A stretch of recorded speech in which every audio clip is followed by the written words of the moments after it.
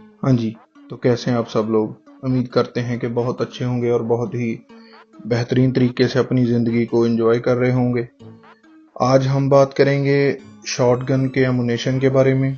जैसे मैंने पहले भी वीडियोस में बताया है कि जो शॉटगन्स हैं वो डिफरेंट गेजेस में आती हैं। 12 में आती है, 10 में आती है, 16 में, 20 में और 410 में भी आती है। और आज जो हम जिसके बारे में बात करेंगे वो जो हमारे पास कॉमन गेज है वो 12 गेज है। और 12 गेज में फिर डिफरेंट तरह का एमुनेशन आता है। आज हम उसके बारे में बात करेंगे। तो वीडियो शुरू करने से पहले अगर आपने हमारा चैनल सब्सक्राइब नहीं किया तो हमारा चैनल जो है उसे सब्सक्राइब कर लें और अपने फ्रेंड्स को जो गन्स के बारे में इंटरेस्टेड हैं, जो गन्स में इंटरेस्टेड हैं, उनके साथ शेयर करें। और अब जो हम बात करेंगे वो शॉटगन शेल्स हैं। शॉटगन का जो एमुनेशन है वो मेनली तीन मेन पार्ट्स हैं उसके, जो तीन तरह का मेन एमुनेशन आता है। पहला होता है जो स्लग होते हैं हमारे, उसमें कवर हो जाते हैं हमारे, जैसे स्फेरिकल बॉल भी आती है, हॉलो पॉइंट भी आता है और ये जो राइफल स्लग है ये वाले भी आते हैं हमारे पास। और दूसरा जो होता है उसे हम बक शॉट बोल देते हैं। बक शॉट में क्या है कि बक शॉट भी कई तरह के आते हैं, जैसे डबल आउट बक शॉट होते हैं, नंबर 4 बक शॉट भी होते हैं, नंबर 3 भी बक शॉट होते हैं, पर जो मेनली ट्रिपल आउट बक शॉट भी होते हैं, पर मेनली जो यूज़ करते हैं वो डबल आउट बक शॉट होता है। और जो उसके बाद आते हैं वो बर्ड शॉट होते हैं। बर्ड शॉट जो होते हैं वो नंबर 1 से लेके नंबर 9 तक आते हैं। नंबर 1 भी होता है उसमें, नंबर 2 भी, 3 भी होते हैं, 4 भी होते हैं, पर कॉमनली जो उसमें यूज़ होता है वो जो होता है वो नंबर 7 या 8 होता है। नंबर 4, 7 या 8, 7.5 बोल देते हैं, 7.5 और 8 होते हैं। तो जो पहले हम बात करेंगे वो हमारे पास है ये वाला जो नंबर 7 है।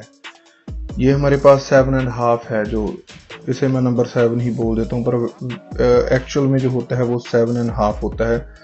ये मैंने ऊपर से काट के इसके जो पैलेट्स हैं वो निकाल लिए हैं। तो इसके जो पैलेट्स होते हैं, जैसे मैं आपको दिखाऊं, ये वाले जो होते हैं ये बहुत छोटे पैलेट्स होते हैं, पर इनकी जो क्वांटिटी होती है वो बहुत ज़्यादा होती है दूसरों के मुकाबले में।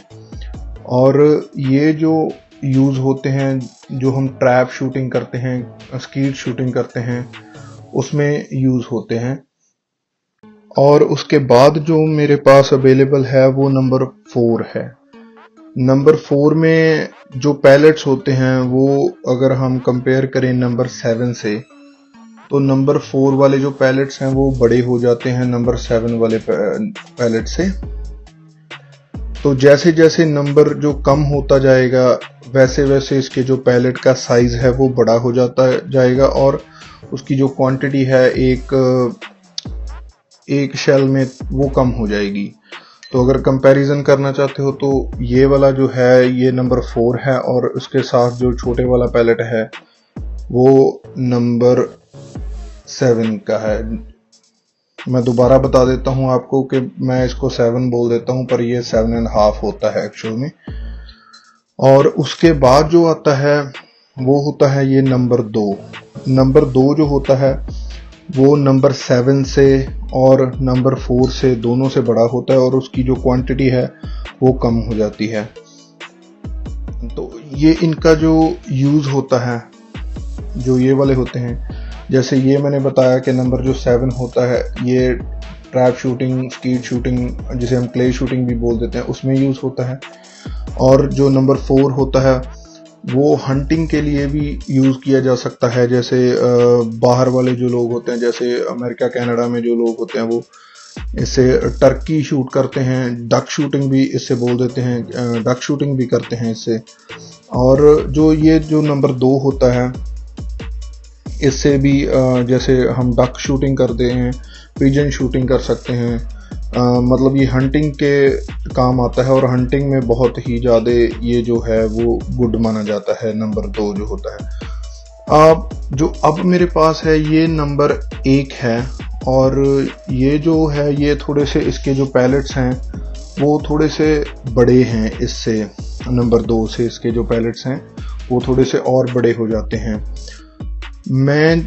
इसका भी जो यूज़ होता है, वैसे इसको हम सेल्फ डिफेंस के लिए भी यूज़ कर सकते हैं, क्योंकि इसका जो पैटर्न होता है वो ज़्यादा स्प्रेड नहीं होता। अगर हमारे पास हमारी जो सिलेंडर चोक है उसका जो पैटर्न है वो इन जैसा स्प्रेड नहीं होता, वो बहुत कम स्प्रेड होता है, और इसके जो पेनिट्रेशन होता है वो इतना ज़्यादा नहीं होता।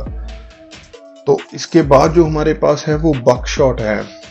तो जो बकशॉट होता है वो इन सब से जो इसका पैलेट होता है वो एक राउंड में 9 पैलेट्स आते हैं।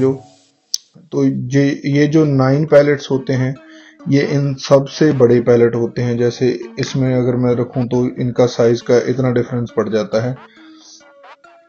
तो मेनली ये जो है ये सेल्फ डिफेंस के ही काम आते हैं जो बकशॉट्स होते हैं। बकशॉट वैसे तो बहुत अच्छा होता है, क्योंकि इसकी अगर मैं आपसे कंपैरिजन करके आपको दिखाऊं तो ये वाला जो राउंड है मेरे पास ये 380 ACP का है।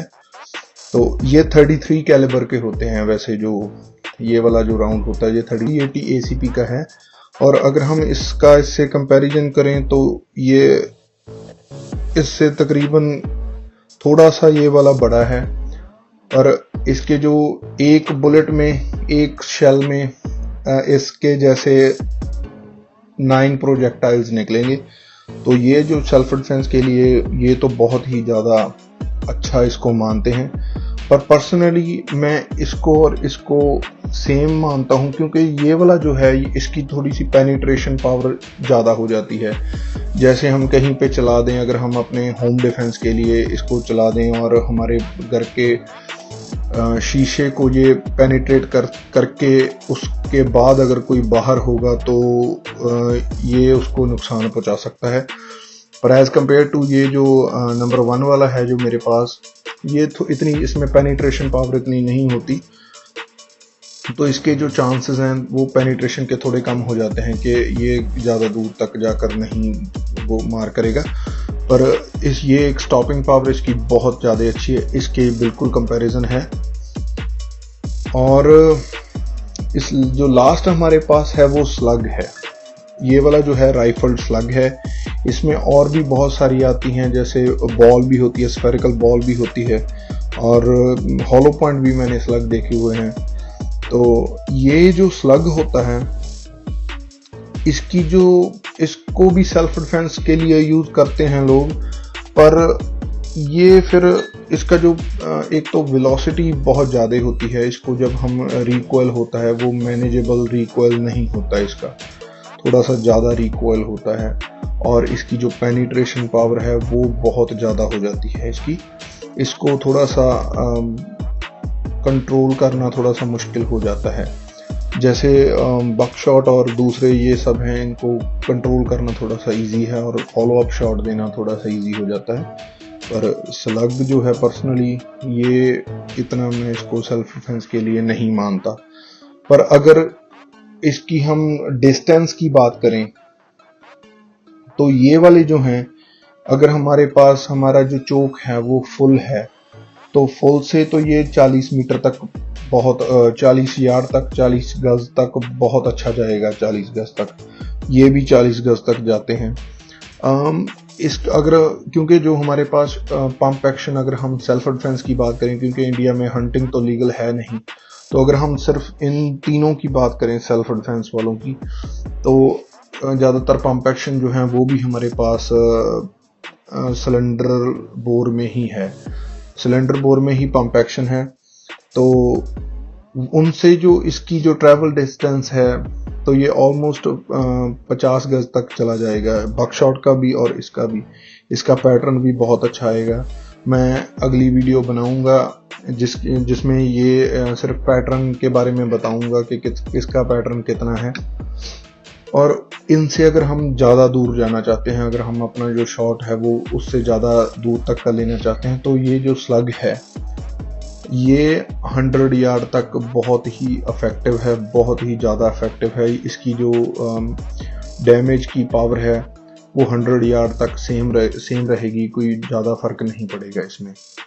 तो अगर हम बात करें कि इसके अंदर क्या होता है, तो इसके जो अंदर पहले तो ये वॉर्ड बोल देते हैं इसको, जैसे ये जो होता है ये प्राइमर होता है, इस पे अगर हम हिट करते हैं तो इससे ब्लास्ट होता है, तो यहाँ तक इसके जो होता है पाउडर होता है, जिसे हम गन पाउडर बारूद भी बोल देते हैं, और इसके आगे ये वाला जो होता है वॉर्ड बोल देते हैं इसको, जो हमारे पैलेट्स को एक साथ इसके अंदर पैलेट्स होते हैं वो इनको ऐसे पकड़ के रखता है। जब हम शूट करते हैं तो ये यहाँ से ऐसे निकलता है और फिर वो जाकर ये ओपन हो जाता है और ये अपना जो स्प्रेड है वो करते हैं। इसके आगे अगर मैं इसमें निकालूं तो ये पाउडर गन पाउडर हो जाता है इसमें, तो ये जो है वो गन पाउडर हो जाता है इसमें। तो ये सब होता है। और सम टाइम जब हम पंप एक्शन में इसको चलाते हैं तो ये ज़्यादा तकलीफ नहीं करते अगर इसमें कोई भी प्रॉब्लम हो। लेकिन अगर हम किसी भी सेमी ऑटो शॉटगन में अगर हम चलाते हैं तो तब हमारी जो एमुनेशन की चोन है वो बहुत अच्छी होनी चाहिए। मैं तो पर्सनली प्रेफर करूँगा अगर हम किसी भी इंडियन शॉटगन में अगर हम एमुनेशन चला रहे हैं, स्पेशली जो सेमी ऑटोमेटिक शॉटगन है, तो मैं प्रेफर करूँगा कि आप इम्पोर्टेड ही चलाएं, क्योंकि जब हम किसी सेल्फ डिफेंस सिनेरियो में होते हैं तो हमारे पास चांस लेने का टाइम बिल्कुल नहीं होता। वहाँ पर हम थोड़ा सा कंफ्यूज हो जाते हैं, तो हमारे पास उसके बिल्कुल भी चांस नहीं है कि हम उसको क्लियर करके और दोबारा अगला शॉट में डाल सकें उसमें। तो इम्पोर्टेड एमुनेशन ही मैं प्रेफर करूँगा। सेमी ऑटो में पंप एक्शन में चल जाता है क्योंकि वो मैन्युअली हमें करना होता है। अगर आप, जैसे मैंने पहले बताया कि अगर आप पंप एक्शन चला रहे हो तो उसमें बहुत ज़्यादा मैटर नहीं करता, पर अगर आप सेमी ऑटोमेटिक चला रहे हो शॉटगन तो मैं इम्पोर्टेड ही आपको प्रेफर करूँगा कि इम्पोर्टेड ही आप ख़रीदें अगर आपके पास सेमी ऑटोमेटिक है, चाहे वो सेमी ऑटोमेटिक इंडियन है, चाहे वो कोई इम्पोर्टेड सेमी ऑटोमेटिक है, तो आप इम्पोर्टेड एमुनेशन ही ख़रीदें सेमी ऑटोमेटिक के लिए। और उस सेमी ऑटोमेटिक शॉटगन्स के बारे में भी हम किसी और वीडियो में बात करेंगे। जैसे जो इंडिया में पॉपुलर दो कंपनियां हैं जो शॉटगन शेल्स बनाती हैं, शक्तिमान और केएफ। जो शक्तिमान है उसका मैंने जो स्लग्स हैं वो चलाकर देखे हुए हैं। जो स्लग्स सफेरिकल बॉल उनकी है जो वो मेरे को पर्सनली अच्छी लगती है, पर जो राइफल स्लग होता है इसमें और स्फेरिकल बॉल में कोई बहुत ज़्यादा डिफरेंस नहीं होता, पर जो स्फेरिकल बॉल होती है वो इतनी पेनिट्रेशन नहीं करती। ये जो है ये राइफल स्लग है, तो जो ये स्लग होता है ये थोड़ी सी पेनिट्रेशन जो ज़्यादा करता है। सेम जो हॉलो पॉइंट स्लग होता है वो भी जो उसकी जो पेनिट्रेशन है वो कम होती है, पर वो जो होता है वो जब अपने टारगेट को हिट करता है वो यहाँ से फट जाता है। उसकी जो स्टॉपिंग पावर है वो बहुत अच्छी है।